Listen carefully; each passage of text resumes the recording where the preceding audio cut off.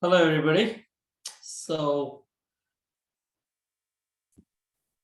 today I want to talk on the topic Vulcan. So that's the name of a hypothesized planet. So that's Vulcan. And the title is borrowed from Isaac Asimov. So this is the planet that wasn't, right? And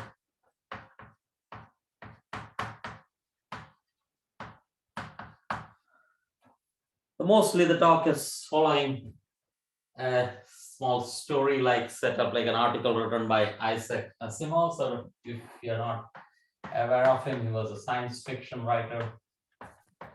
I think I was looking up.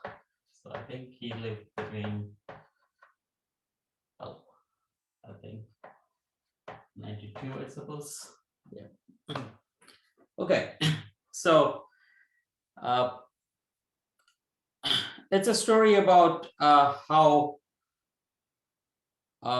Newton's law was very successful, and how predictions associated with it led to the prediction of a planet very close to the sun, and what led to and what was the eventual result. So let me give some introductions related to that. I'll mostly go historically. I thought that was the best way to proceed. So let's go back all the way back to 180 or so. Astronomy goes back, I think, probably 3,000 to 4,000 years, if I'm not wrong, probably surely 2,500 years back. That's a written history. So let's go back a little 180 or so.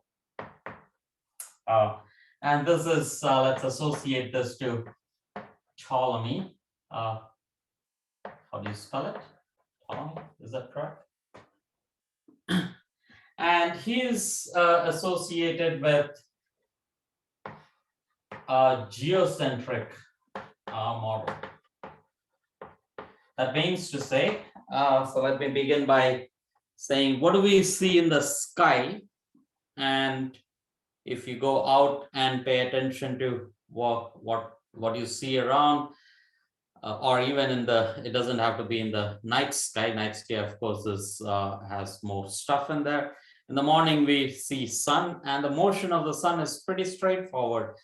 We will call it simple, relatively speaking, simple. It comes out in the east, goes up, and then sets in the west. So if you try to draw the path of it, it takes a sort of a circular path. It's not very obvious unless you think of it as a hemisphere. We are at the center, and on the hemisphere, it rises in the east again and goes a straight line motion. And if you were to look at the stars in the night also, they also follow pretty much the same path. They all rise on one end, and they set on the other end, which is the west side out there. So those we will call simple motions. So let me say we have stars now. They have simple motions.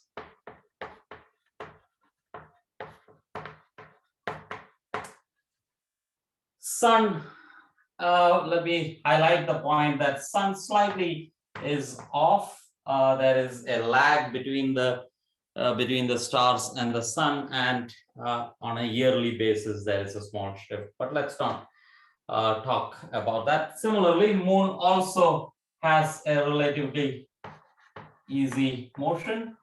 Like the phases of the moon can be predicted. It is reasonably easy to see what the motion is. What is not so straightforward is about 5 objects in the sky which are very easily visible using naked eye, and those are the planets. So let's call them. So let's label them. So, or let's name them. So the planets that are really visible using naked eye are Mercury, right, Venus, Mars, Jupiter, and Saturn. They're all visible using our naked eye. And actually, Uranus also is visible using naked eye. It's just that it doesn't move as much as these planets. And for sufficient, only recently, or I should say, in this description, we will say that Uranus was not really, or it was not realized that actually that's a planet. It was considered to be a star, even though it was visible using naked eye.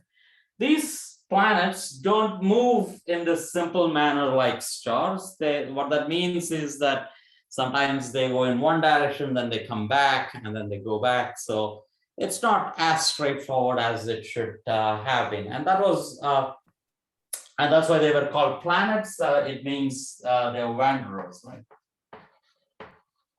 So that's sort of the picture you have. And the idea is that this is a geocentric model, and that means to say that Earth is the center, and all the everything is going around Earth. And only way all this works out if you're talking about stars and the sun.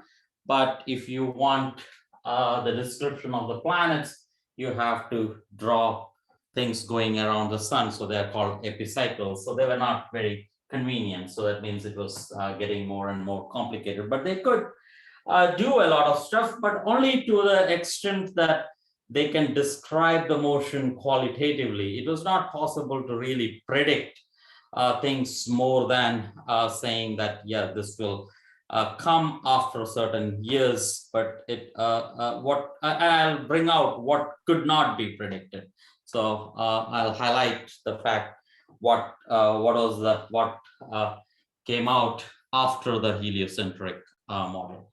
So that's sort of the background. So this is really old 180. And now let's go further in time. And this was the situation pretty much until 15, I think it is, I wrote down the dates, I think 1543 until Copernicus came in.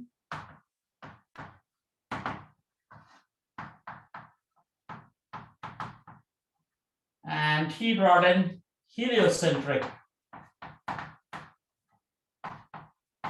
model. And basically the idea is that sun is now the center and everything is going around the sun except moon, right? The important pieces here are the 5 planets we're talking about, and the stars or moon, let's say.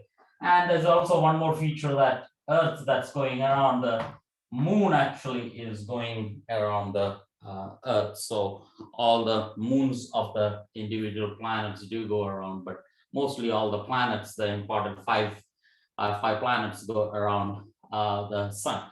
The main idea here is that they're all circular. So we'll come to that again. We'll correct this a little bit, and but mostly Copernicus said that it was circular. The important a small prediction one can make in this is that if this is the case, then it becomes very easy to calculate the distances between the let's say the orbital radius of the planets. For example, if this is the sun, and let's say this is Venus, let me draw the diagram again. Let's say that is this is the orbit of Venus, and that's your Venus, let's say, and this is the orbit of Sun. No, I meant Earth. So that's your orbit for Earth. And using simple trigonometric, like simple geometry of a right triangle, pretty much, you can determine the radius or the orbital radius of a planet. So this is Venus, let's say, and think of Earth, and what we can actually measure are angles. If you're looking at some object in the sky, it is possible to measure the angle, relative angle. So first look at the sun, or at least have an idea of where the sun is, and relative to that line, find out where Venus is. And using simple measurements, it's possible to measure angles. Like that's one of the things that you can measure. Remember that you cannot measure distances like we measure using a ruler. On Earth, you can, even if it is very long distances, as far as you're on Earth, you can actually go from one point to the other. Even if you count your steps, that's a way of measuring distances, but you cannot really walk in space to another planet, so it is difficult to measure large distances. So if you're interested in measuring what's the distance between Venus and Sun, so this is Sun or Venus and Earth, that comes out to be difficult. What we can measure is this angles. So if we do measure that angle, and if this is the radius of Venus, that's the orbital radius of Venus, and that turns out to be related to the orbital radius of Earth. That's your orbital radius of Earth using this angle theta. So we simply have, this is a right triangle because this is a tangent. So when Venus is on the extreme end of the circle, it doesn't mean that it is the diametrically opposite. It just means that as far as Earth is considered, that is the farthest it will go in your view in the sky. So when it is here, it is within that cone, so farthest you can go. So that's the point you want to pick. And this is 90 degrees, and you immediately get that RE sine theta is equal to RV. Right? So if we can measure this angle theta, you can actually get the ratio of these two orbital radius, between the orbital radius of Earth and Venus. Still, we don't have exactly one of the quantities. Only if we know one, we can calculate the other. But then the orbital radius of Earth can be calculated using other methods. The simple way would be at least one of the orbital radius can be calculated, and what you do is you use the parallax method for that. Right? So let's say this is parallax method.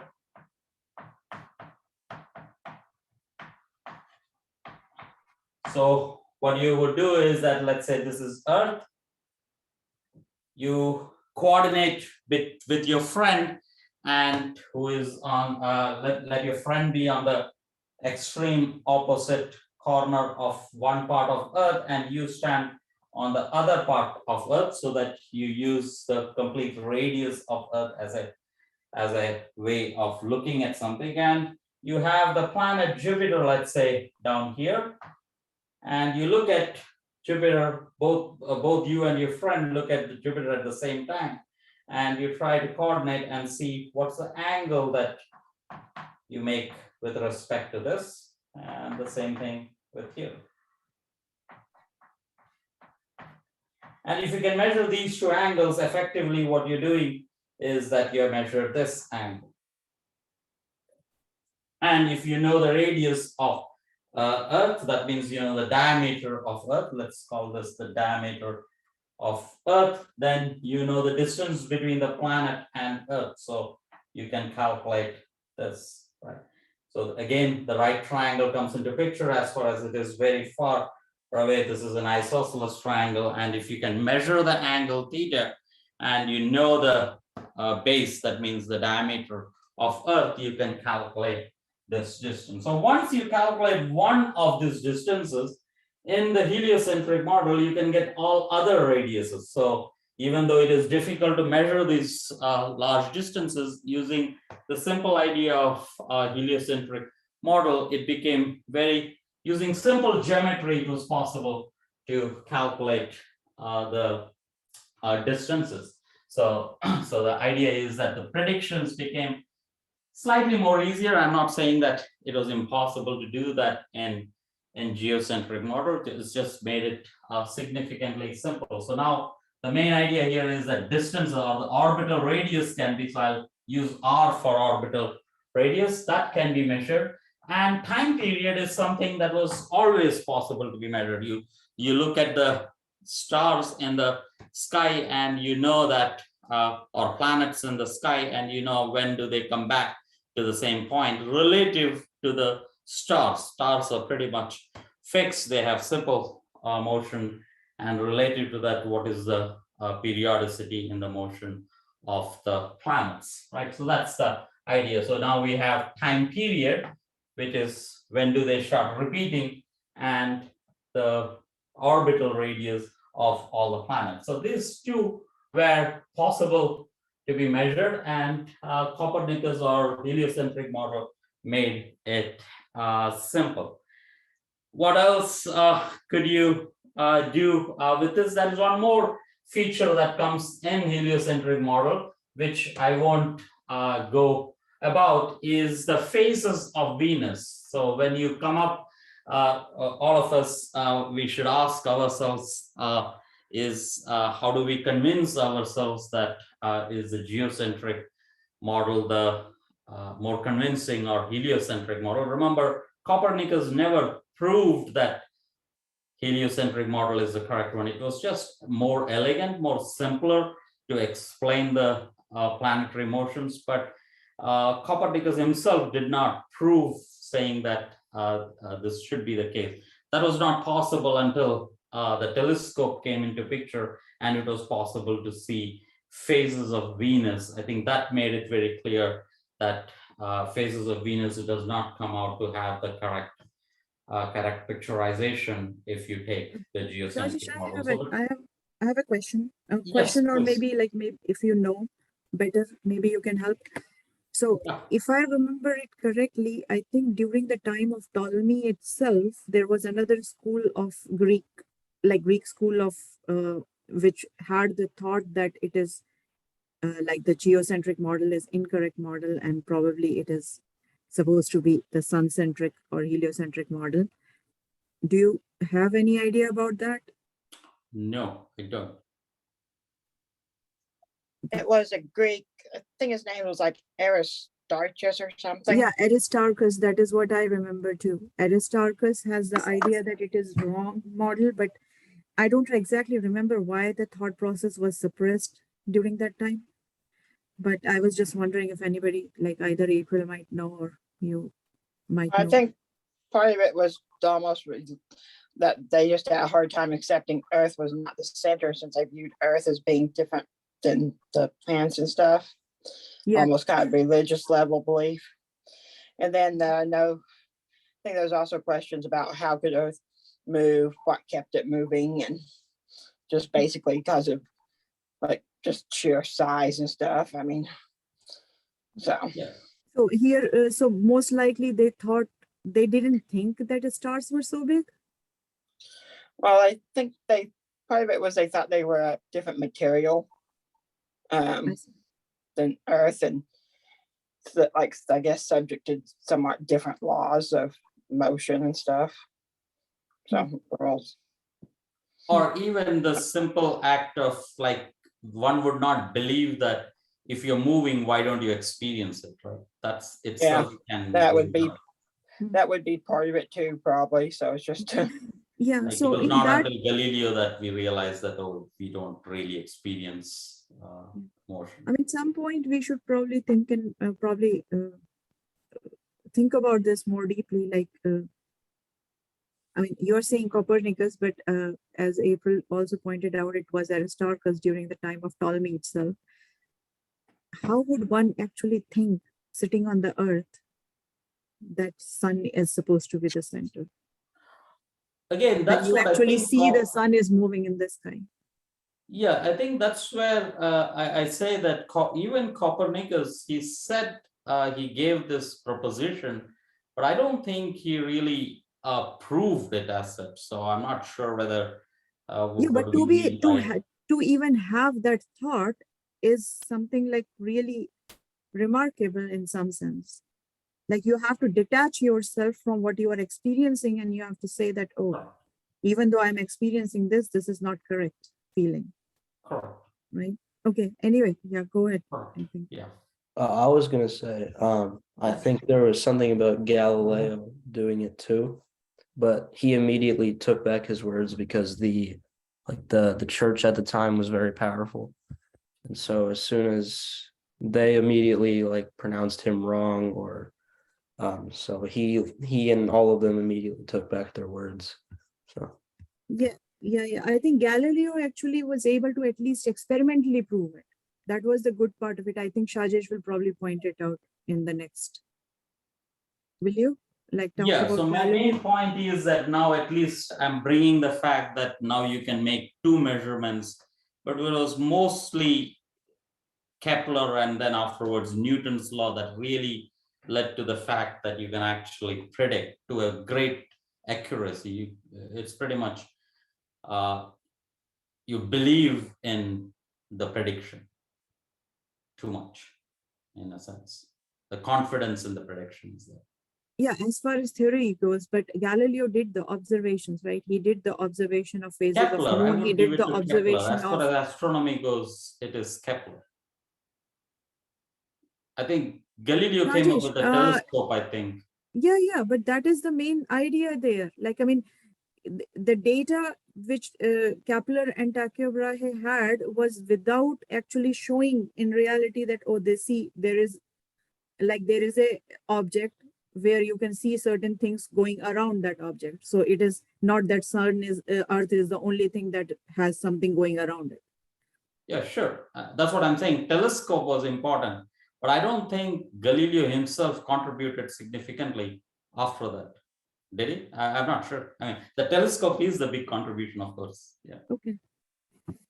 Like I Go think ahead. his telescope was not powerful enough to see the rings of Saturn, for example. So yes, of course, the telescope is a big deal. So no doubt Galileo made a big contribution. But I'm saying, anyway, I think the importance is not that significant, I suppose. I'm just saying Kepler, I'm giving more emphasis. Again, this is personal. Like, I think the whole idea I'm of trying to not do a storyline. the whole idea of like having something abstract versus seeing something is relevant. Like one should not probably, I don't know. Sure, I don't want to take any credit. Yeah, and I really don't have enough information either.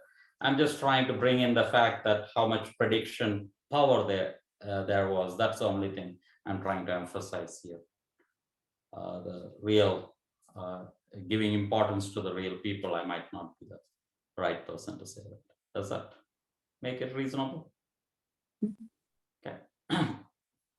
Okay. So if I proceed, so by this time, by Copernicus time, the main idea is that you can measure orbital radius of a planet and the time period. How long does it take to repeat its motion? So those are the two things. And there is, as I mentioned, phases of Venus also comes into picture. That's something that that's easy to or that can be explained using Copernicus model or heliocentric model, but cannot be. It is in contradiction with the geocentric model. So that pretty much gave the idea that, yeah, this is the model one should believe in.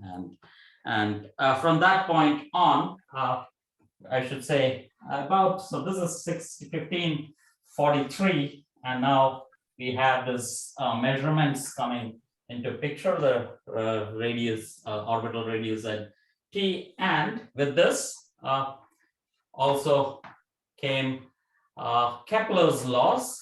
So Kepler comes into picture. So this is about 1610 to 1619. I think he died around the time. So So I say Kepler and his laws, right? So this was mostly based on observation. Still, the equations have not yet come. Newton's laws has not yet come into picture. But based on observations alone, he said instead of these being circular, they are slightly elliptic.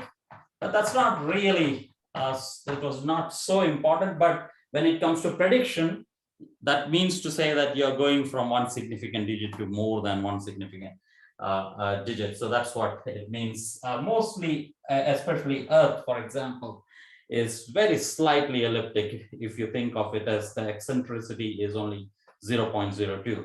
But that's not the case for Mercury. For Mercury, it is highly eccentric, and we will talk about its motion very soon. That's one modification he made. The second is that when you say it is a circular orbit, it also meant that the planets are going with uniform speed, whether it is at one point, anywhere it is on the circle, it is going with the same speed.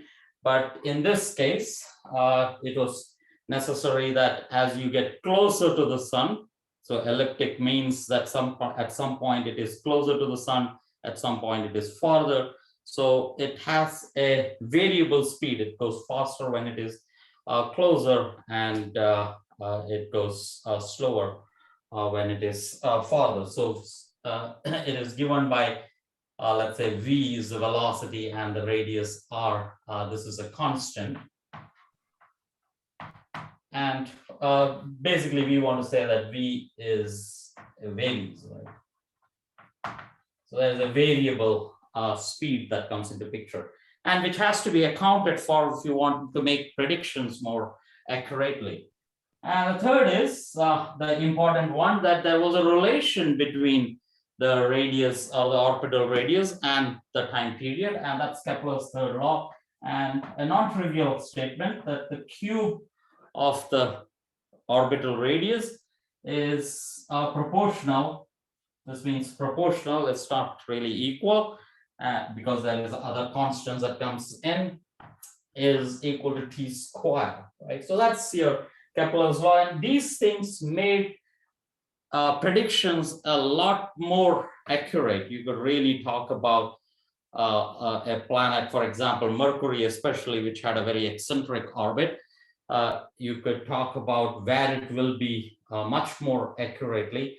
And especially, this was the first time, it was Kepler for the first time. So one of the predictions he made is that Mercury will go across the sun. That's called a transit of Mercury. So you have sun's face. So that's your sun's face. And he could predict that Mercury will cross the sun's face in 1619. So he made this prediction. So that's called transit of Mercury. And I think, if I'm not wrong with the very trivial lookup that I did, I think that was the first ever prediction of transit. So what do we mean by transit? As I said here, because we are talking about a sun and Mercury going, so that's Mercury, and we are looking at sun from Earth. So there is a smaller object going in front of a bigger object. That's called a transit. It is possible that a bigger object goes in front of a smaller object. That's called an occultation.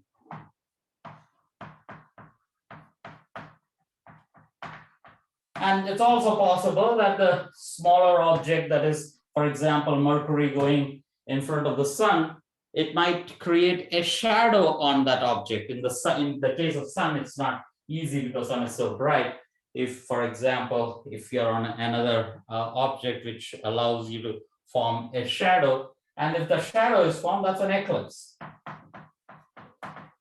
Now, the main idea is that by the time of Kepler, the precision in the data or predictions were good enough that you could start predicting these quantities.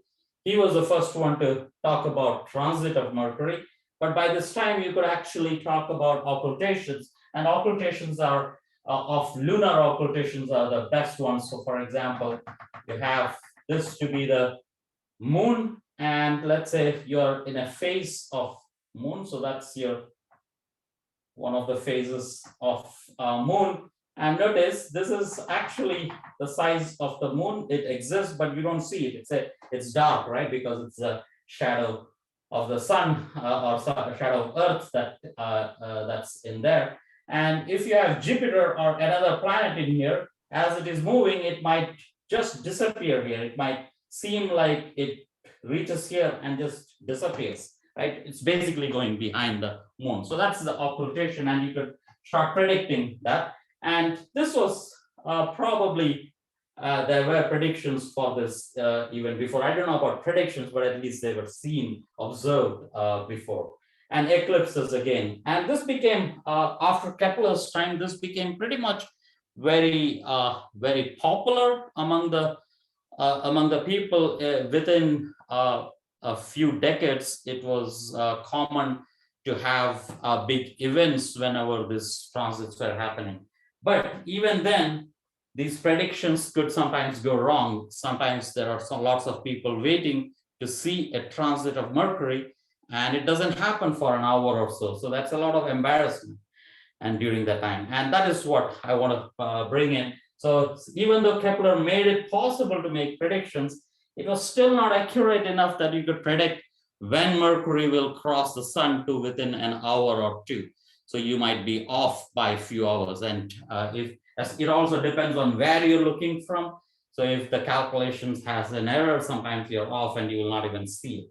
So there is a lot of embarrassment. And what that means is that it is still not easy to predict, right? Predict a transit of Mercury. So that's Kepler. Still no telescope has come in. So then comes the telescope, and that's 1610.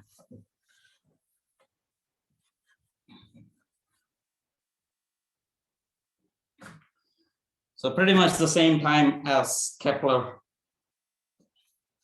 is still there, 1610. It is Galileo.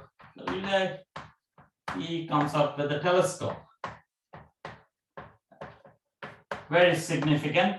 Now you can see object, especially you can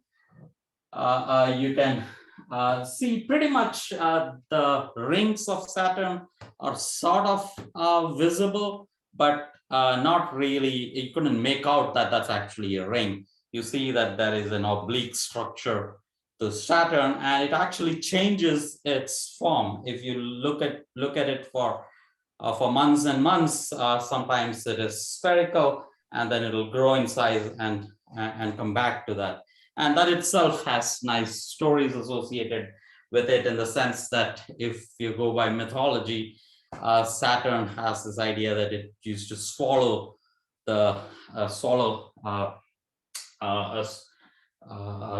his kids, right?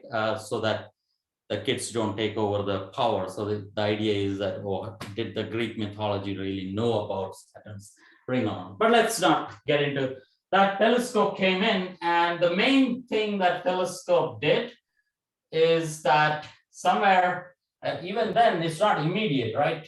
Somewhere in 1781, right? I think it is, I just looked up hour or so ago, it is 1781. The main thing that came up is that Uranus, which was always thought to be a star, it was realized that when you change the power of the telescope, the size of the disk of Uranus increases or decreases, which meant that it is closer, like all the planets were expected to be closer, and that was declared, or that was recognized to be a planet. So Uranus took the status of a planet.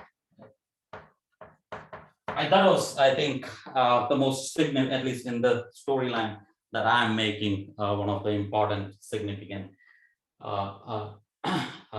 pieces of the telescope. So all this leads to, now we have Uranus into in picture. And in this meantime, we also have by 1687, that's Newton. He gave Newton's law of gravitation. So we have Newton's law of gravitation. And what's the significant change there is that now we have an equation, and without writing down the equation, the main point now is that based on what Newton suggested, we can now measure the mass of the planet. Remember earlier we could calculate the radius or the orbital radius of a planet, the time period, both can be measured from by measurement, we know that from Earth. But using Newton's law, we could actually calculate the mass of the planet. And how do you do that? Basically, use Newton's laws. And if you have a planet, most of the planet, except two of them, Venus and Mercury are exceptions, all of them have moons going around. And if you have a moon going around, so this is your planet, and if there is a moon going around, you can look at them using a telescope. You can measure the time period. How long does it take to go around? And you also know the radius now, but this is not the orbital radius of the planet. This is the orbital radius of the moon going around. And based on those two informations alone, you can calculate the mass using Newton's law of gravitation.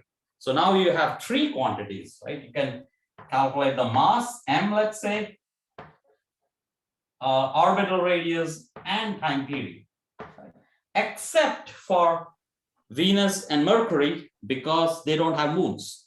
So what that means is that you know the mass of Jupiter pretty accurately, very accurately, maybe to a reasonable number of significant digits. But for Venus and Mercury, you might have a 10% error still. So you know only to one significant digit accuracy during these times. So remember, we are going to now talk about predictions, and all these errors will be significant. So Newton, what he contributed is that now you can calculate the mass. So with all this, now by let us say 1843, that's important. Now we have, let's bring in Mercury and Uranus. Both seem to have its motion slightly off compared to if you bring in all the data together.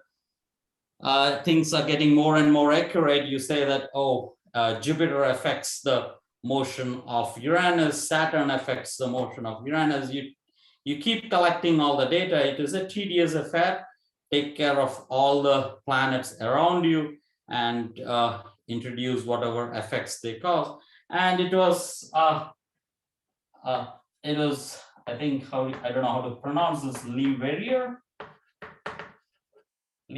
I think, who cataloged all this, tediously calculated all these effects, both for Mercury and for Uranus. Actually, for Uranus, he did it in 1846, and took account of all this and came to the following conclusion that Mercury's position gets shifted. Remember, I told that transit of Mercury, there was a lot of embarrassment. They were not able to predict when the Mercury will be coming in. That's because Mercury's position shifts a little bit. It's called the perihelion shift. So there was a perihelion shift. Perihelion in the sense that whenever it is closest to the sun, the ellipse doesn't come back to itself, it shifts a little bit. So, or the simple idea is that the position of Mercury cannot be, you don't know a little bit of it, it's about a tenth of a second in the sky, as when you talk in terms of arc or angular description, but you're off a little. And what Leverrier did is that he took care of all possibilities, and he said there is no other, nothing else that is causing the shift. So we have a discrepancy between the motion of Mercury and whatever we know about astronomical motion, basically described by Newton's law of gravity. Same thing with Uranus. The motion of it was not coming at the right position. Motion had discrepancy.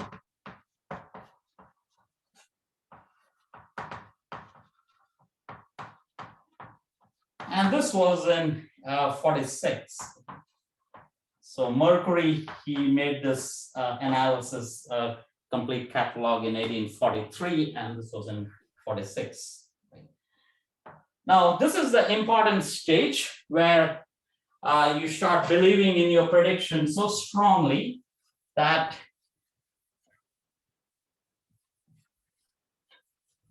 so if you assume or if you presume that the only possibility for this discrepancy is that there has to be a heavenly body around you, and it is only Newton's law that is coming into picture, then you predict that there must be an object. So you say that, is it possible to introduce one object? That's a simple thing to do, which actually can accommodate for this motion. And that's exactly what Leverrier did. And let me change the code. So in 1846, he predicted predicted that there must be the planet Neptune. Neptune cannot be seen using a naked eye. It was necessary that you use a telescope. And if you imagine when you see through a telescope, just because it is Neptune exists there, it is not going to be easy to see it, because you cannot scan every part of the sky so easily. So you should know where to look for. Like it's like searching for a needle in a haystack. Unless you know what you're looking for, you're not going to be able to find it. So what was important here is that because Uranus motion was not showing up or had a discrepancy, so Leverrier predicted that there must be this planet Neptune, which is causing this disturbance. And he did predict that. And after he gave this information to an astronomer in Germany, within 2 hours, so this is the power of this prediction, within 2 hours of search, Neptune was found. So 2 hours, you found Neptune. And that was a big success. That's a remarkable achievement, that you have a theoretical prediction, and within 2 hours, you say that, oh, it must be down there in that part of the sky. You look at it, and it turned out that he had the chart available, and within no time, it was predicted. The story again, just for credit, there was at least one person who made this prediction before, that there must be such a planet. It's just that no one paid attention to that article. But whenever Leverrier did it, within no time, the astronomers looked into it. So authorities play an important role. So with this success in there, no wonder now you have, remember, there were 2 stories, right? There is Mercury is having a discrepancy and Uranus is having a discrepancy. So you make a prediction to explain Uranus's motion, and immediately you get a result. You're tempted to do the same thing for Mercury. But now the catch is, so now by this time you have Mercury, but what can cause the similar thing for Mercury? And the immediate point was, the point that came to my mind was Venus, right? So possibility. So could Venus be the cause? Could Venus be the cause?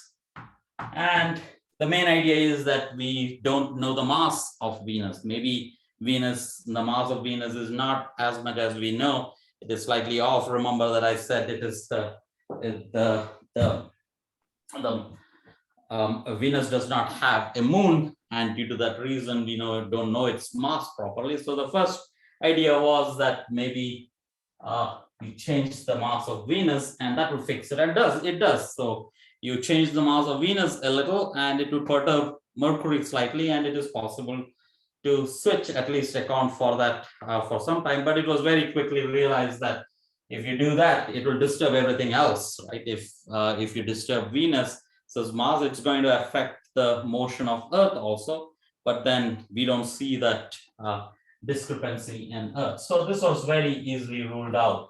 And if it is not on the other side of Mercury, then you start looking for the inside part of Mercury's orbit. It's not on the outside. You want some massive object around Mercury, and this is where Vulcan comes in. It was 1859. So remember, notice again, in 1846, he made this prediction for Uranus, and it took about, he's still searching for a decade, but then after a long while, he does hypothesize this time. Let's not call it prediction because it doesn't turn out to be correct. So hypothesis is that there is a planet inside the orbit of Mercury, and that's, he called it Vulcan. Vulcan apparently in the Greek mythology has to do with the god of fire, and since it is so close to sun, that was the idea for the name apparently. But so now we have this hypothesis and you start looking for it, and immediately the moment he gave this exactly like this, there was a prediction for the planet Neptune, and you give this to an astronomer friend, and within no time the prediction, or you see Neptune. Similarly here, you made this hypothesis, and pretty immediately the point was that a researcher comes and says, or an observer comes and says that, oh, I have seen such an object in 1845, right, long back. So there was a report of an object having been seen on the face of sun. So what you look for is that, remember again, in those days, transits are very common, and you look for, if you have seen some object on the face of sun that is going by, then you might say that, oh, this could be associated with that. So in 1845, there was such a report, and that was associated to Vulcan, and immediately Leverrier, who had a lot of authority in the sense that he was very respected because he had the success of Neptune with it. He looked into the data and he concluded that yes, that must be correct, and there must be such a planet, and he proposed where it will be, and the search began for Vulcan, and it basically became a controversy because many people, or at least few people, concluded that yes, they are able to see some things, but many are not seeing anything, and that led to a controversy. Remember, what could be the point is that there are sunspots on the sun, so it can be very easily be interpreted as a transit. So with the ability to resolve things in those days, it is possible that you interpret this as a transit of a planet. And this kept going, 1859, and 1877 is when Leverrier dies. But until then, there is no sign of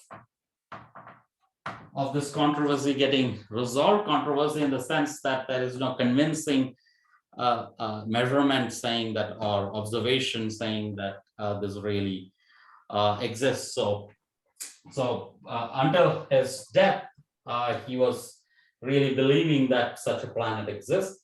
1877 goes. In 78, there was a solar eclipse, a very popularized and lot of activity involved which happened in the United States. Even then, there were reports that they saw the planet Vulcan again. So there were a few important observations which pointed to the fact that they saw Vulcan. So the controversy deepens in a sense, but very soon, I think by 1900, they had put strong bounds on the fact that there is no such, at least to certain brightness, there was no such planet. So they had put bounds by this time on the possibility of a bounds on the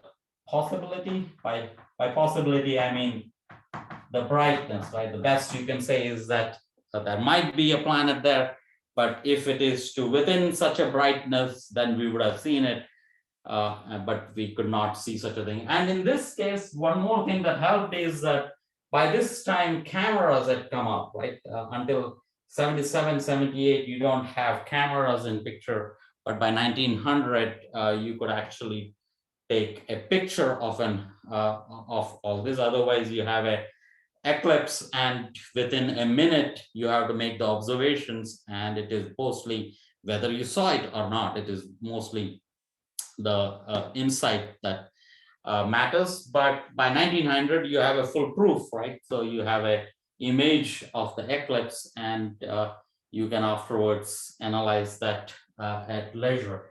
So with that, it was really possible to put bounds on whether you really saw it or not within certain brightness. And by 1910 or so, the bounds were so large that it was very clear that there is no within the expectations, there is no such planet. But then 1915 came, and that is when really the planet Vulcan goes out of this hypothesis mode itself. Is when Einstein gave his theory, which is a modification of Newton's law, and it was realized that it was possible to explain the perihelion shift of Mercury to a certain extent, not completely, but to a great extent it was possible, and it was there was a good contribution coming in from that. So by the time it was clear that whatever is the discrepancy, you can associate it to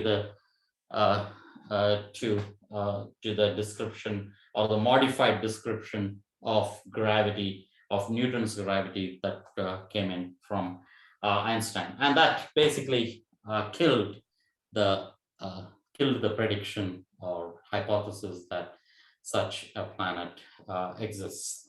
So Vulcan is not really there as of today, to our understanding, and it was just a hypothetical planet that was proposed, which turned out to be not there. And I will stop with that. So the point is, you are saying that there is still discrepancy with the Mercury's shift, right? Perihelion shift. Correct. Until Einstein time. But is Einstein's theory is completely removing the discrepancy, or no? It doesn't completely, but I think at least about 1/3 of it or so. It is in that order of magnitude. If you want so exactly, you are just saying that, like, I mean, because it has been resolved to up to this order, it removes the possibility of predicting remaining stuff with a planet. Correct. A prediction of a planet, right? Or just because it was not observed, that was the main reason. I mean, it is a good. Another point is that even if you observe the planet, how massive that object should be, right? That also has to fit in, correct? And if such a big object is there within that, one would have seen it. So it's probably not that. It's just since we don't see anything. So another question I had, like earlier, was like Venus's motion was completely described. There was no issues with Venus's motion. Yeah, right? Venus is not as eccentric. Like the elliptic nature of Venus is not significant. So due to that reason, the perihelion shift is significantly small. Whatever we talk about this perihelion shift, that we associate to Einstein's, let's say Einstein's description of gravity, that depends on this eccentricity of that orbit. So if it is not very eccentric, this perihelion shift will be really tiny. And Mercury happens to have a significant So eccentricity. here, so another question is like when the hypothesis was given to begin with, like you said, you made a comment that, oh, change the mass of the Venus and something can be explained for the perihelion shift of Mercury and something. Yes. Wouldn't existence of a new planet make any changes to motion of the Venus? Yes, but since if you are inside the orbit, the distance is very large, right? So it should be in such a way that it does not affect Venus significantly. Yes, you're right, but it will be farther, correct? So for example, Uranus, if Neptune is going to disturb Uranus, you would say that Neptune should disturb Saturn also, but Saturn is farther. So the effect is significantly smaller. So it is not within the third significant digit. So you don't care for Saturn's motion so much. So Saturn's motion does not reveal Neptune. How about that? Right.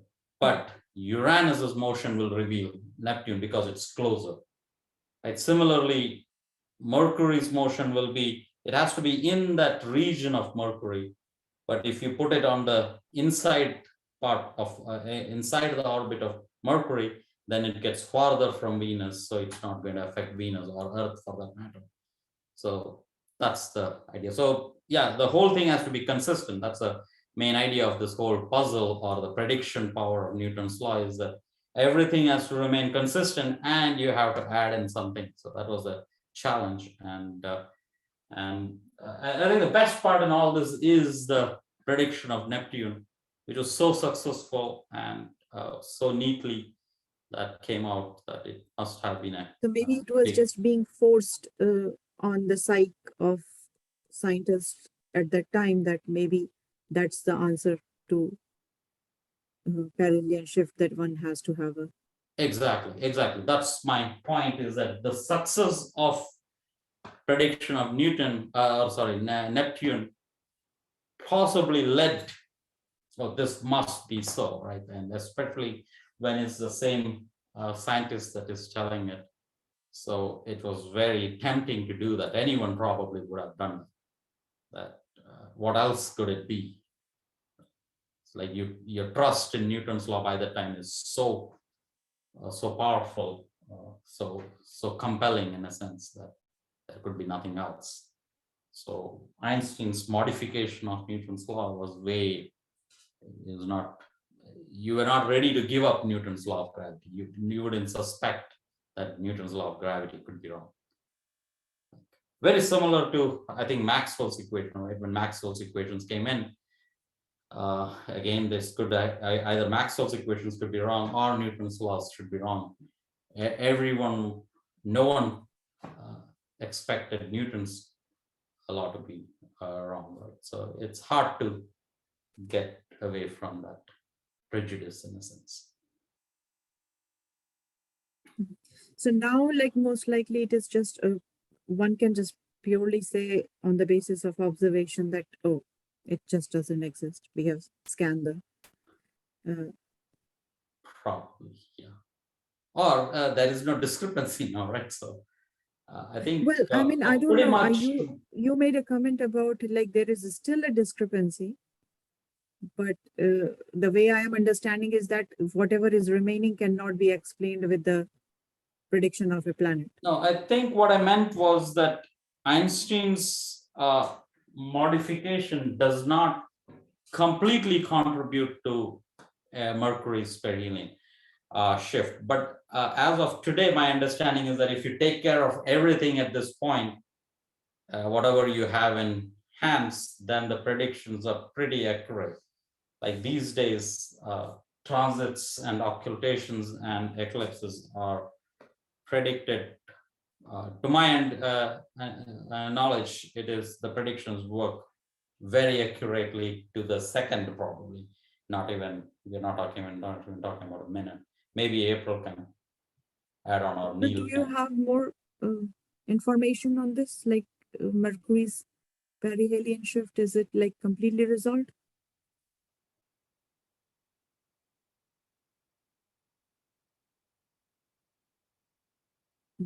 Yes. Were you asking me or? Yeah, asking you, yes. I don't know. Sorry, I trying to keep moving a cat out between myself and the screen. Okay, okay, yeah. All right.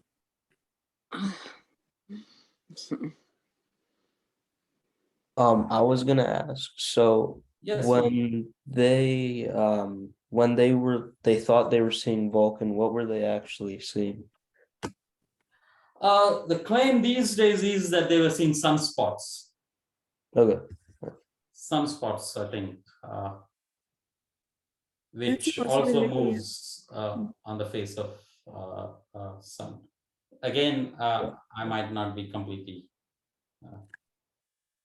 Actually, correct. sunspots have a cycle, right? Maybe it can be pinpointed that which year exactly the measurements were predicting that they were seeing a planet. One can Yeah, actually, true. because sunspots have a cycle, right? Like they come every 10, 11 years Yeah, so again, see, this is the point that, or grow in see, like 3-4 year period. Yeah. yeah, like when they see this, they're doing it in a matter of a minute or so. So when these transits happen, sometimes it happens in 3 minutes or it happens in few minutes.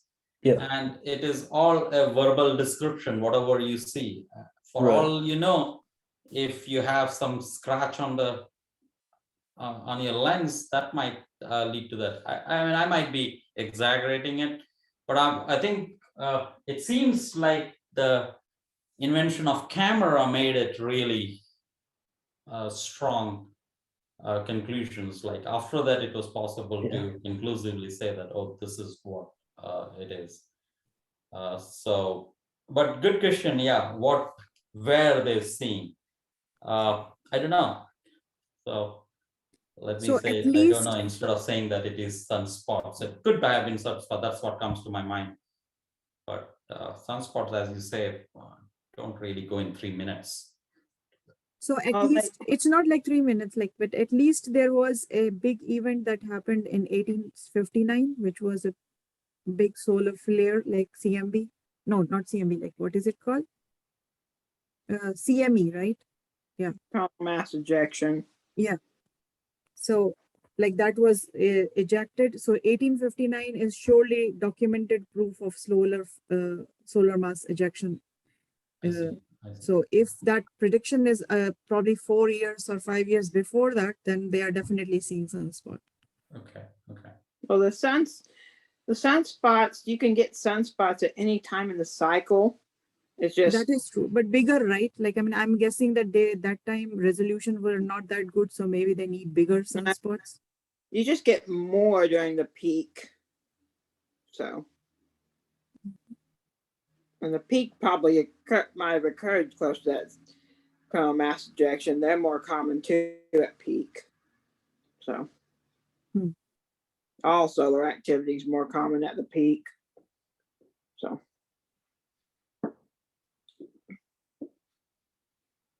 Yeah, I think my point was that if it is a sunspot, then it doesn't move so significantly across the face of the sun. And if I understand correct, if there is a volcano and there is a planet, it would go pretty quickly. Like it's so close to the sun, it will be very fast on the face. Yeah, and the sunspots go with the sun's rotation, which is about a month. So. Yeah. So it seems like, I mean, again, I think they were by the time they were if they are really seeing the transit of Mercury for the whole public, then I think it is very easy to see the transit of Mercury on the telescope. I'm saying it because even a simple telescope these days can see it, like an elementary simplistic telescope can see it. So probably by the time a good telescope could do that. So what were they seeing? Very good question, Neil. I don't know. Yeah.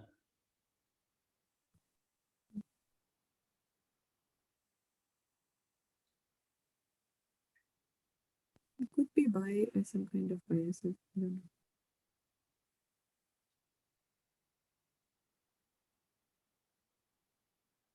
Could not be comets or other stuff, right?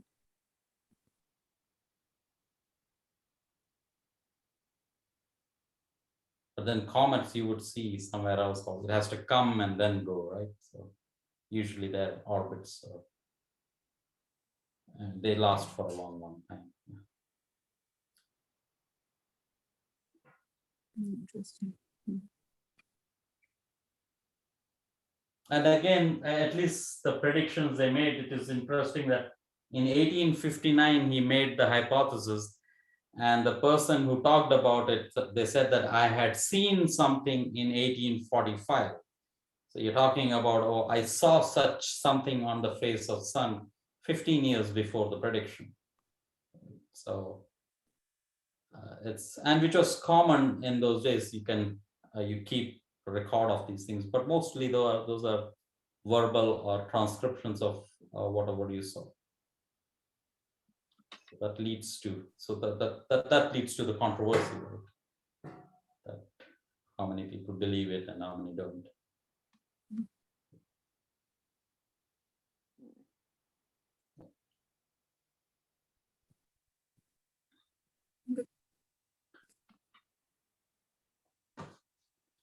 Yeah. So, April, why do they call chose Vulcan name in Star Trek? Oh, because apparently in Greek mythology,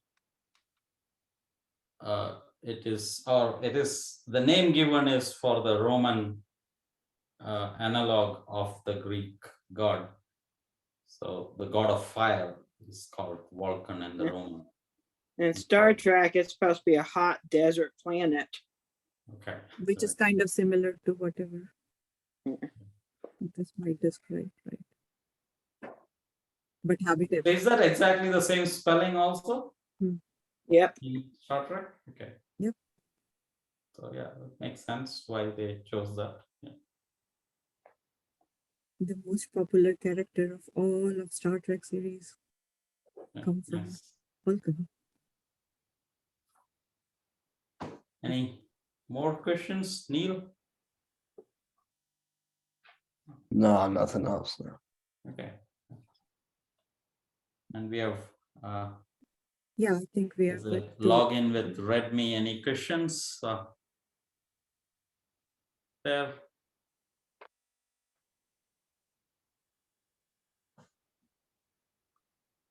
Yeah, okay. So if not, let me at least stop the recording.